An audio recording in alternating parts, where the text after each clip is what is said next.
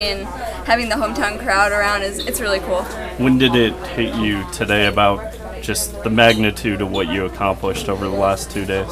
Yeah, I don't know if it's actually really hit me yet. I mean, I did set out to come and try to win both, and it's awesome that I was able to do that. But yeah, I don't know if it's really hit me yet. Was it kind of crazy you had to chase down another Iowan for the second straight day again? Yeah, I know. No, I think that's awesome. I mean, we're out here representing Iowa well in Iowa, so I think that's a really cool thing. Where'd that kick come from? Somewhere deep down in there. I felt good throughout the race, and I knew I had a lot left going into about 800 meters left, but my coach told me before the race just wait until 400 at least to start taking the lead, and even then I don't think I took the lead until like 200 meters, so yeah. You know, like 50 meters to go, you already had it won, and then you just sort of shifted gears again and started going even faster. What do you think of that? I know Rachel has a lot of speed, so I was just hoping that she wasn't right on my shoulder coming up on me, and so I just kind of switched gears again, last 50, just to make sure, hoping that she wouldn't be able to catch me. So this is, I think, 7 national titles now for you the last 2 years. Is this boring at this point? No, it's never boring. I love racing, especially I get to race back in Iowa, so that's really cool. So yeah. It's 7 in the last 16 months. Yeah, I think, yeah.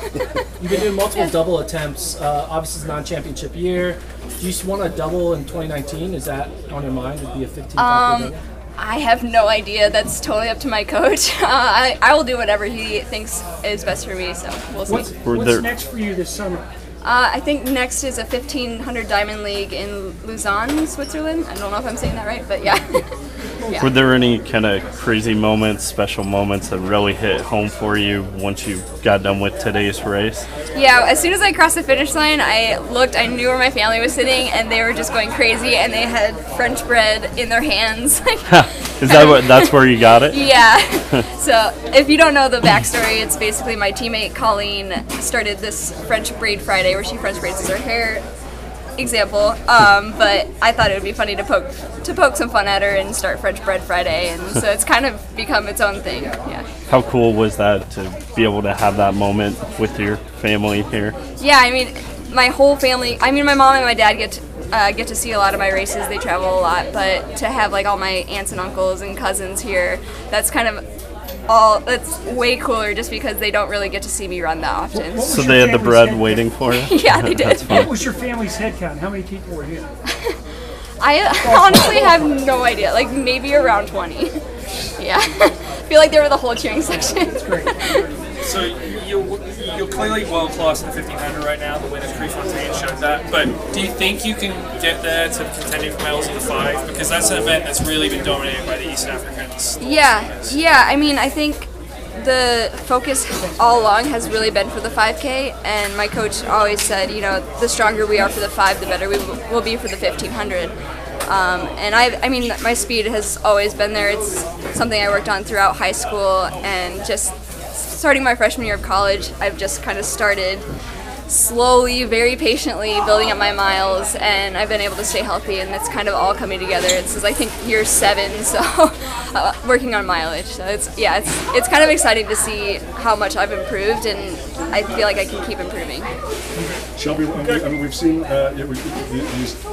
these doubles, and it's like at some point in time, like people might think like, oh my gosh, like is she not going to have enough left? But it seems like in the second or the third of the races, that you're almost stronger than early on. I mean, how reassuring is that it seems like the tougher the challenge, the better you're performing? Yeah, I mean, it doesn't always feel easier as I go, but I think it looks. Yeah.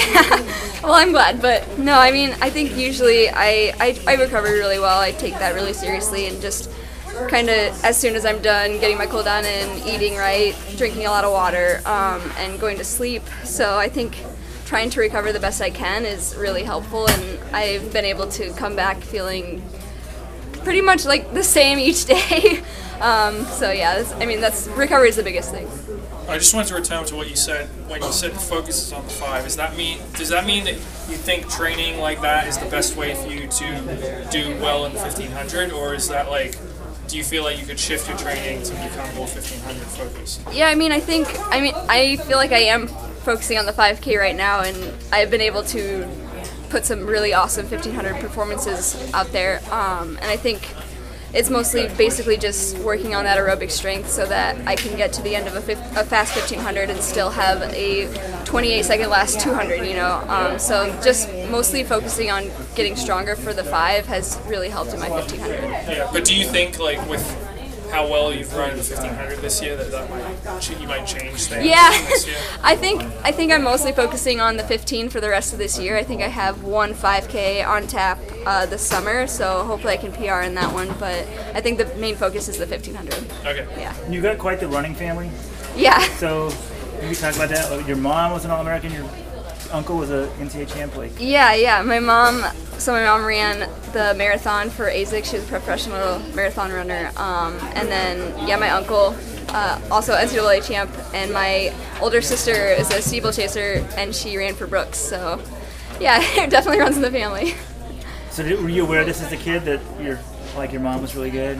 Yeah, I mean, I remember growing up following her around with my dad. We were in the car just giving her water on her long runs, and it was always something that I was attracted to, and I saw how much she loved it, and I kind of showed me how to love it as well. So as I've gotten older and I've taken it more seriously, it's really been something that I just genuinely love, and it came from my parents, so that's really cool. Yeah.